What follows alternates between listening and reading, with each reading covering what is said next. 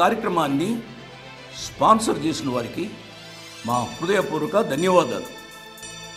ఈరోజు కార్యక్రమాన్ని చూచి అనేకులు రక్షింపబడతారు, బాధలలో ఉన్నవారు ఆదరించబడతారు. దానికి కారణం మీరే. కాబట్టి ప్రభు మిమ్మలను నిండారుగా దీవించును కాక. Good evening. Wish you happy Christmas. కొన్ని ప్రాంతాల్లో చాలా ఎర్లీగా క్రిస్మస్ ఆరాధనలు ప్రారంభిస్తూ ఉంటారు. ఎందుచేతనగా యేసు ప్రభు వారు ఎప్పుడు పుట్టారో అనే తేదీని నిర్ణయించలేక బైబిల్లో వ్రాయబడలేదు. కొంతమంది పండితులు ఆ వాతావరణాన్ని బట్టి, ఆ పరిస్థితులను బట్టి డిసెంబర్ 25వ తారీఖు అని నిర్ణయించారు. డిసెంబర్ 25వ తారీఖు కాదా అనేది మనకు సమస్య కాకూడదు. దాని గురించి మనం ఎక్కువగా తర్జన భర్జనాలు కూడా చేయకూడదు, చర్చలు చేయకూడదు. క్రిస్మస్ ఆరాధిస్తే అవిశ్వాసులు అని అనకూడదు, వారిని విమర్శించవద్దు అని ప్రభు పేరిట నేను మనవి చేస్తున్నాను. ఎందుచేతనగా ఈ క్రిస్మస్ పండుగ చేసుకునేది క్రైస్తవుల మట్టుకే కాదు, క్రైస్తవేతరులు కూడా చాలామంది చేసుకుంటారు. వారు కూడా విష్ యూ హ్యాపీ క్రిస్మస్ అనడం నేను విన్నాను. నేను చదువుకున్న దినాల్లో నా స్నేహితులు ఎంతోమంది క్రైస్తవేతరులు ఈ దినం వచ్చింది అని అంటే విష్ చేసేవారు. Wish you happy Christmas brother Joshi గారు అని అంటూ ఉండేవారు. కాబట్టి ఈ దినాన్ని గూర్చి లేక ఈ పండుగను గూర్చి తర్జన భర్జన చేసి విమర్శలు చేసుకోవడం ఆశీర్వాదకరం కాదు అనే విషయాన్ని నేను జ్ఞాపకం చేస్తున్నాను. దీని ద్వారా సువార్త చెప్పడానికి అవకాశం దొరికింది అని సంతృప్తి చెంది సంతోషించి ఈ యొక్క సందర్భాన్ని వాడుకోవాలి అని నేను మనవి చేస్తూ ఉన్నాను. మంచిది అమ్మా, నా కుటుంబ పక్షంగా, నా బిడ్డల పక్షంగా, యేసు అనుచరుల పక్షంగా, యేసు అనుచరుల కుటుంబాలు బిడ్డల పక్షంగా మీ అందరికీ క్రిస్మస్ శుభాకాంక్షలు తెలియజేస్తూ ఉన్నాం. ఈ సంవత్సరం అంతా మీ కొరకు మేము ప్రార్థన చేశాం. మీలో అనేకులు మా కొరకు ప్రార్థన చేశారు. మీరు మా కొరకు ప్రార్థన చేశారు కాబట్టి ఈ పరిచర్య నిలుస్తుంది, ఈ పరిచర్య నడుస్తుంది.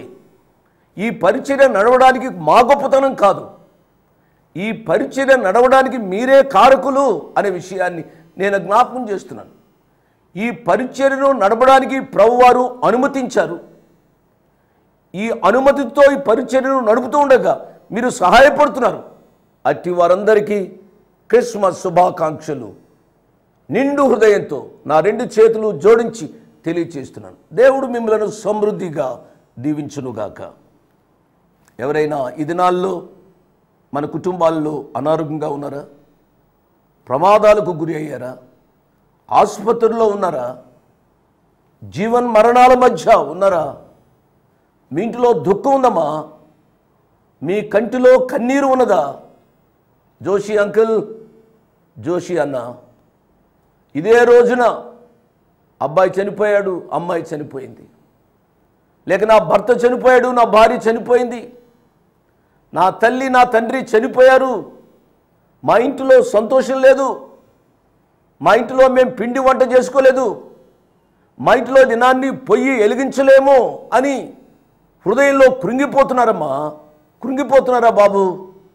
నేను మనవి చేస్తున్నా, ఈ లోకానికి రక్షకుడు ఉదయించిన ఈ యొక్క పర్వదినాల్లో దయచేసి మీ దుఃఖాన్ని దిగమింగుకొని ప్రభువారిని ఆరాధించమని మనవి చేస్తున్నా.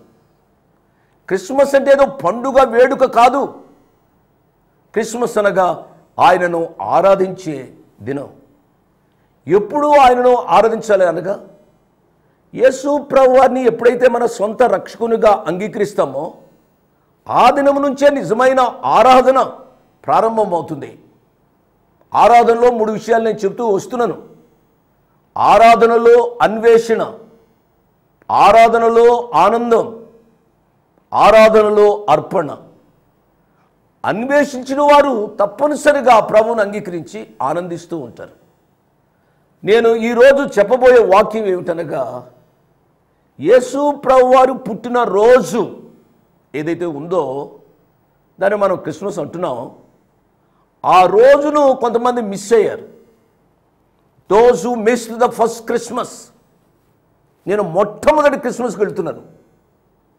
ఈ సమయంలో నేను చెప్పే అంశం ఏమిటి అనగా, the people those who missed the first Christmas, number 1.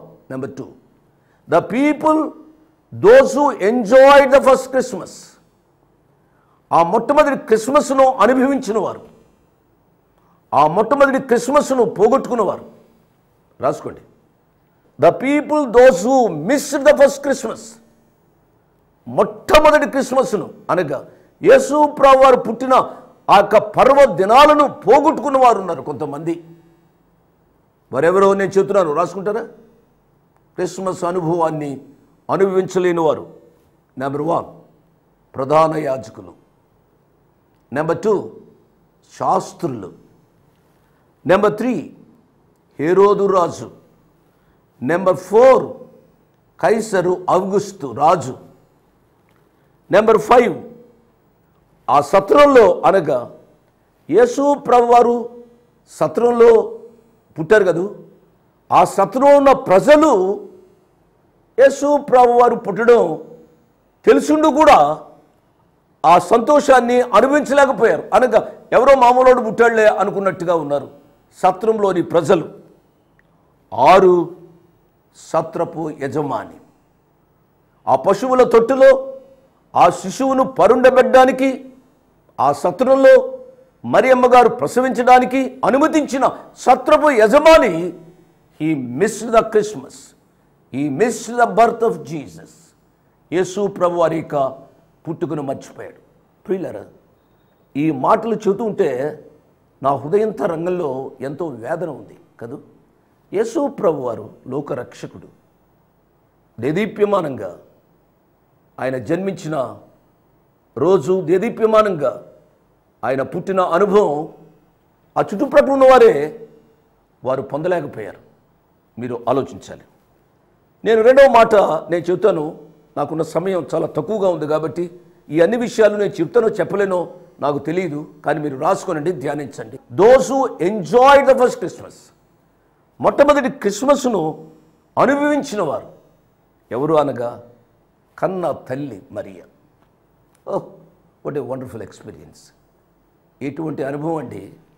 ప్రసవించిన వెంటనే దేదీప్యమానంగా వెలుగుతున్న ఆ శిశువైన యేసు ప్రభువాన్ని చూచి తల్లి ఎంత సంతోషించి ఉండి ఉంటుందో కదూ.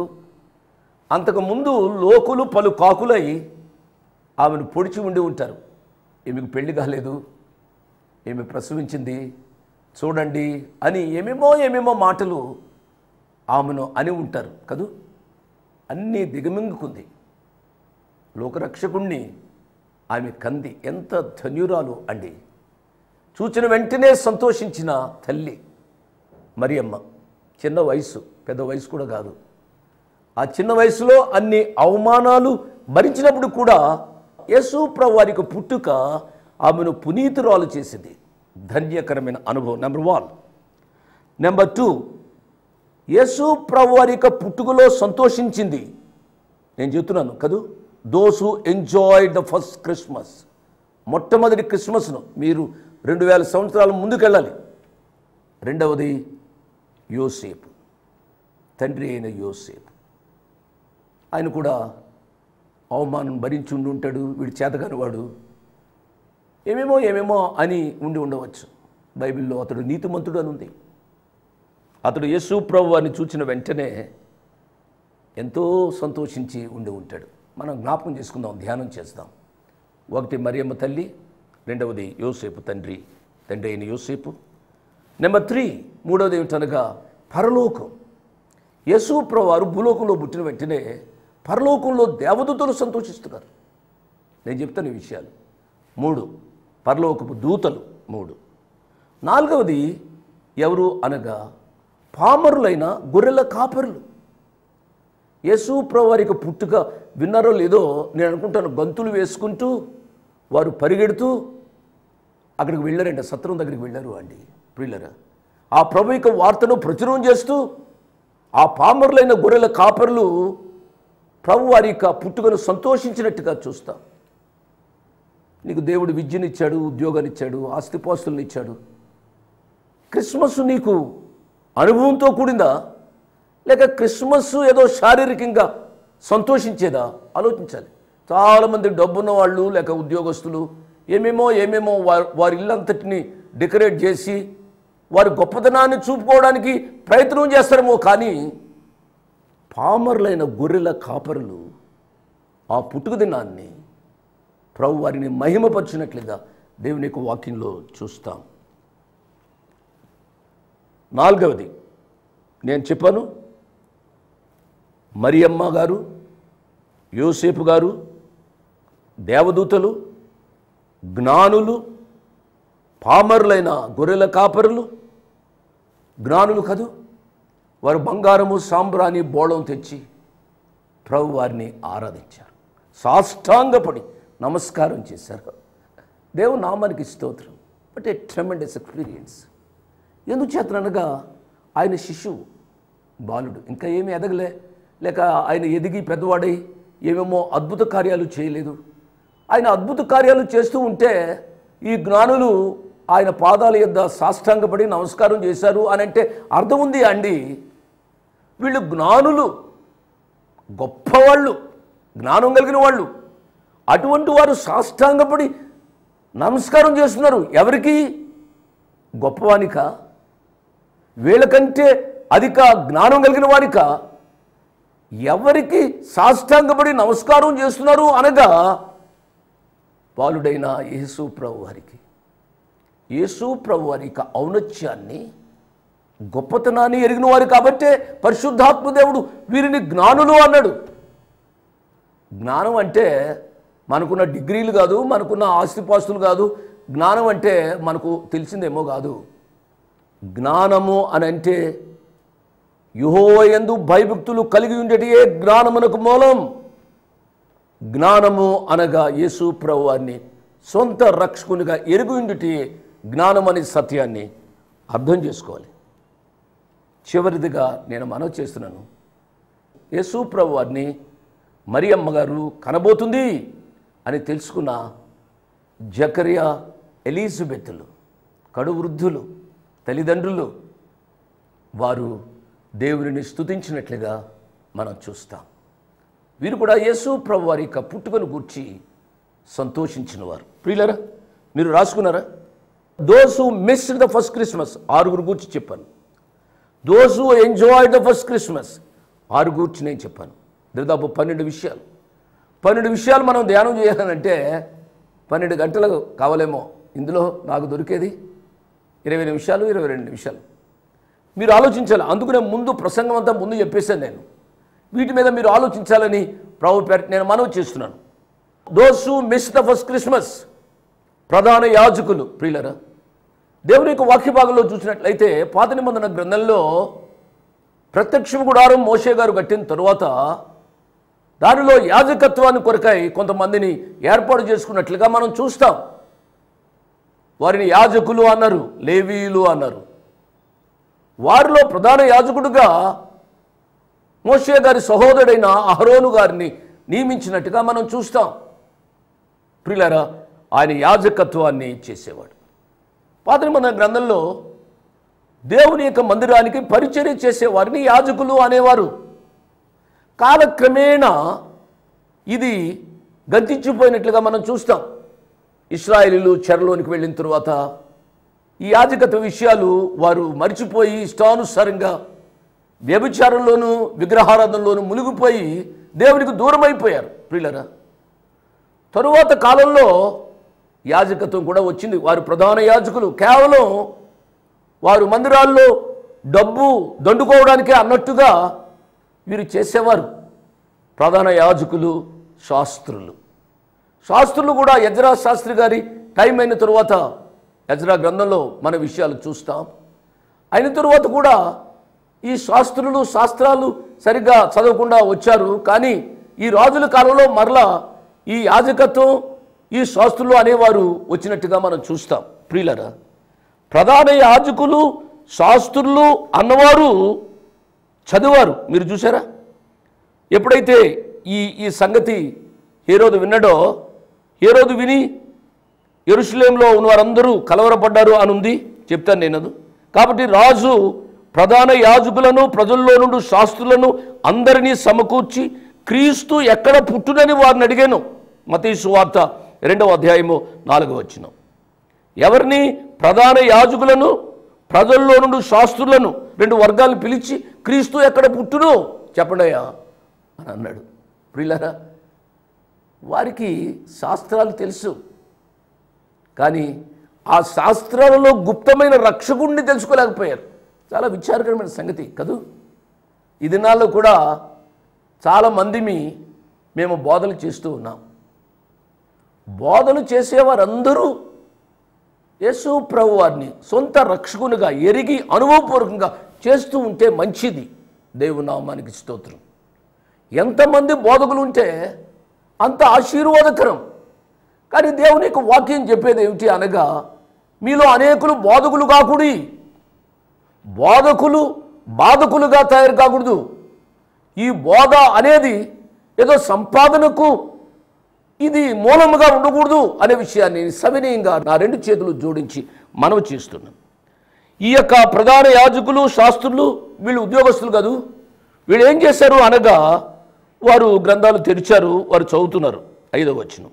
అందుకు వారు, యూదయ బెత్లెహేములోనే ఏలయనగా, యూదయ దేశపు బెత్లెహేమా, నీవు యూదా ప్రధానుల్లో ఎంత మాత్రమును అల్పమైన దానవు కావు. ఇశ్రాయేలును నా ప్రజలను పరిపాలించు అధిపతి నీలో నుండి వచ్చును అని చదివారు. కానీ ఆ యేసు ప్రభువారు ఎక్కడ పుట్టారు? యేసు ప్రభువారు ఎప్పుడు పుడతారు? అట్టి ఇశ్రాయేలును ప్రజలను పరిపాలించే అధిపతి పుట్టినప్పుడు ఆయన దగ్గరికి వెళ్ళి ఆరాధిస్తాము అనే సత్యాన్ని వీరు విస్మరించారు. వీరు ప్రధాన యాజకులైతే ఏం ప్రయోజనం? వీరు శాస్త్రులైతే ఏమి ప్రయోజనం? ఈ సమయంలో ఆలోచించాలని ప్రభు పేరిట నేను మనవి చేస్తున్నా. కలవరాన్ని బాపడానికే యేసు ప్రభువారు పుట్టారు. కానీ ఈయన హేరోదు కలవరపడుతూ ఉన్నాడు. మంచిది.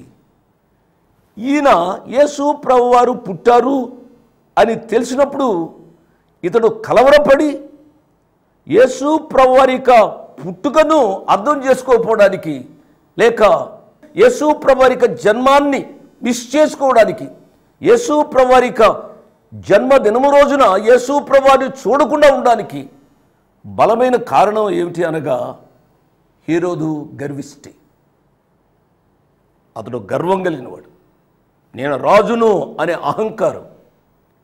క్రిస్మస్ యొక్క అనుభూతి నీ యొక్క జీవితంలో లేకుండా పోతుంది. కారణం ఏమిటనగా, నీ జీవితంలో ఉన్న గర్వం. దేనికి గర్వం? నాశనానికి ముందు గర్వము నడుస్తుంది అని బైబిల్ చెబుతుంది, దేవుని వాక్యం చెబుతుంది, అనుభవాలు చెబుతున్నాయి. ఎన్నడూ గర్వపడవద్దని ప్రభు పేరిట నేను మనవి చేస్తున్నా. ఈ వాక్యాన్ని ఎవరైనా దైవదోసులు వింటూ ఉంటే, నువ్వు ప్రసంగికుడు అని గర్వమా? నువ్వు ప్రసంగికురాలు అని గర్వమా? నువ్వు బాగా పాటలు పాడతావని గర్వమా? దేని బట్టి నీకు గర్వం? గర్వము 2 విషయాలుగా ఉంటుంది. ఒకటి శారీరక గర్వం, ధనాన్ని బట్టి గర్వం, అందచందాలను బట్టి గర్వం, ఆస్తిపాస్తులను బట్టి గర్వం, నీకున్న ఇండ్లను బట్టి నీకు గర్వం, నీకున్న ఉద్యోగాన్ని బట్టి నీకు గర్వం. అది శారీరక గర్వం. శారీరక గర్వం కలిగిన వారు చాలామంది ఉంటారు. శారీరక గర్వమే కాదు, నేను చెప్పేది ఏమిటనగా, ద స్పిరిచువల్ ప్రైడ్, ఆధ్యాత్మిక గర్వం. నేను మంచి ప్రసంగికుణ్ణి, నేను మంచి ప్రసంగికురాలను, నేను చెప్తే లక్షల మంది జనం వచ్చేస్తున్నారు, నేను చెప్తే వేల మంది జనం వచ్చేస్తున్నారు. నిన్ను బట్టి వస్తున్నారా? నీ అందచందాలను బట్టి వస్తున్నారా? దేని బట్టి వస్తున్నారయ్యా? నీ మీటింగ్లకు దేని బట్టి వస్తున్నారని గర్వపడతావు. నిన్ను బట్టి కాదు, నిన్ను చూడడానికి కాదు. నా మాట విను, నీకంటే చాలా పెద్దవాడిని. యేసు ప్రభువారిని బట్టి, ఆయన లోక రక్షకుడు, ఆయన ఇచ్చే రక్షణను పొందాలని, ఆయన ఇచ్చే స్వస్థతను పొందాలని, ఆయన ఇచ్చే శాంతిని సమాధానాన్ని పొందాలని గర్వపడవద్దు. తన్ను తాను తగ్గించుకునేవాడు హెచ్చింపబడును, తన్ను తాను హెచ్చించుకునేవాడు తగ్గించబడును. ఇది జీసస్ ప్రిన్సిపల్. యేసు ప్రభువు వారి యొక్క నాయకత్వం ఏమిటనగా సర్వెంట్హుడ్ లీడర్షిప్. ఆయన దాసుడుగా ఉండి నాయకత్వాన్ని చేశాడు. దయచేసి ఈ సత్యాన్ని గమనించాలి అని ప్రభు పేరిట నేను జ్ఞాపం చేస్తున్నా. హేరోదు కలవరపడ్డాడు. హేరోదు ఆయన క్రిస్మస్ అనుభవాన్ని ఆయన మిస్ చేసుకున్నాడు. కారణం ఆయన గర్విష్ఠుడు. నెంబర్ 1. నెంబర్ 2, ఆయన అసూయపరుడు కదూ. దేవుని యొక్క వాక్య భాగంలో మనం చూస్తామండి.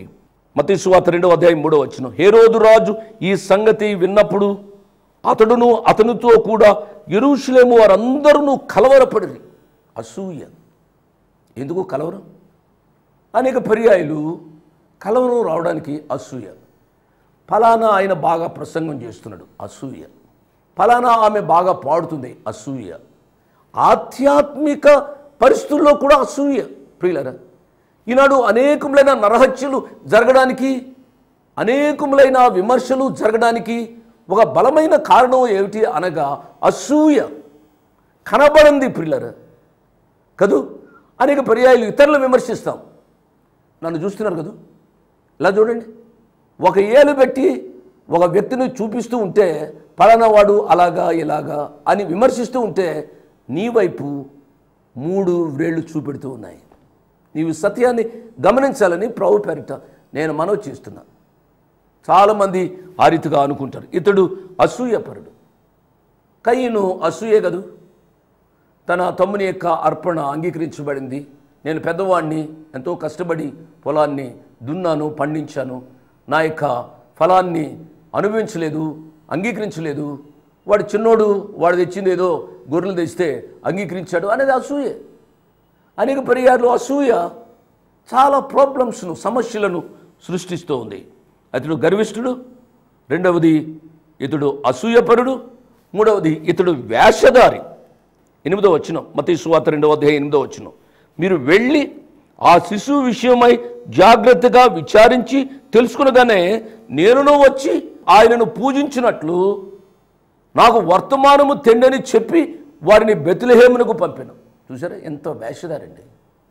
మీరు వెళ్ళి ఆయనను చూచి నా దగ్గరకు వచ్చి చెప్పండి అనడంలో ఉద్దేశం ఏమిటనగా ఆయన ఎక్కడ పుట్టాడో చెప్తే ఆయన్ను చంపేస్తాను, నాకు అడ్డుగా ఉండడానికి వీల్లేదు అని అంతర్హృదయంలో కలిగి ఉన్న ఈ వ్యక్తి వేషధారునిగా మంచిగా మాట్లాడుతున్నాడు కదూ.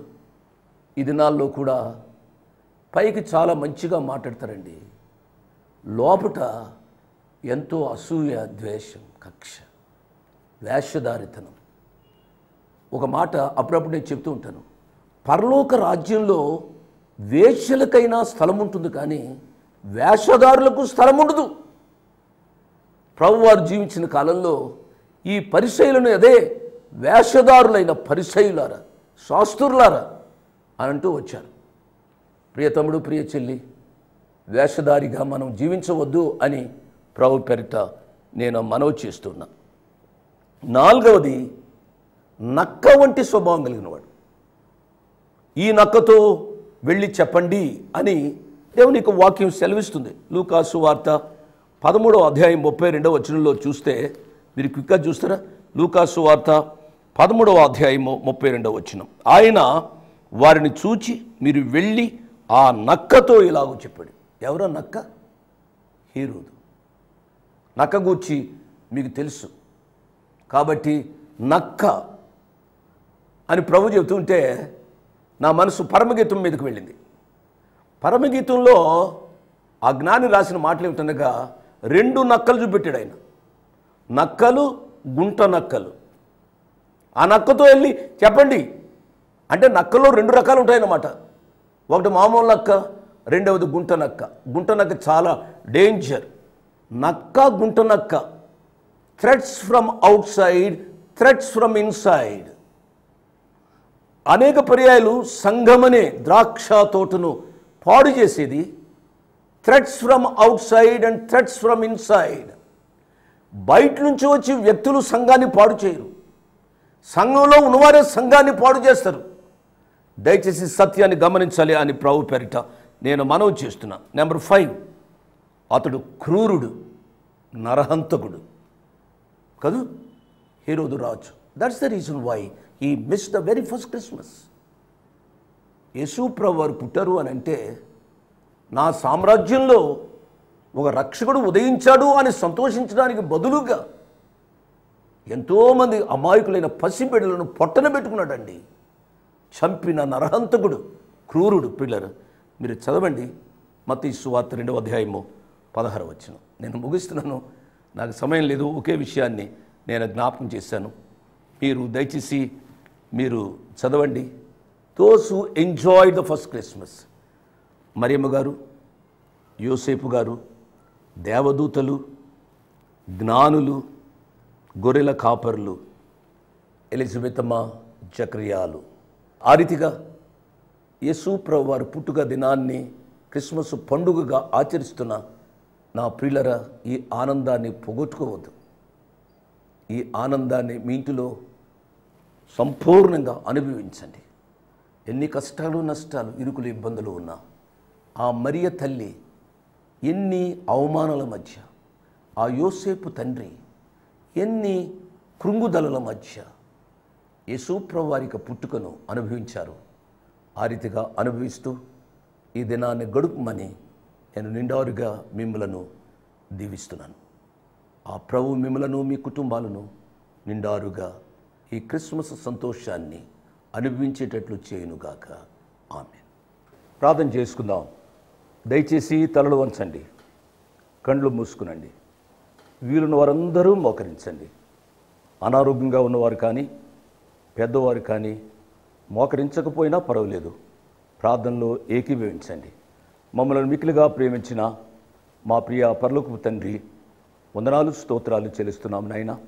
ఈ సాయంకాలపు సమయంలో మీ కృపాసనాన్ని నాయన సమీపించడానికి మీరు మాకు ఇచ్చిన అర్హత కొరకై నాయన, ఈ జీవన ప్రాప్తి కొరకై మీకు వందనాలు, స్తోత్రాలు చెల్లిస్తున్నాం. ప్రభువు నాయన, మాకంటే శ్రేష్ఠులు ఎంతోమంది మరణించారు నాయన, ఆసుపత్రుల్లో ఉన్నారు ప్రభువా.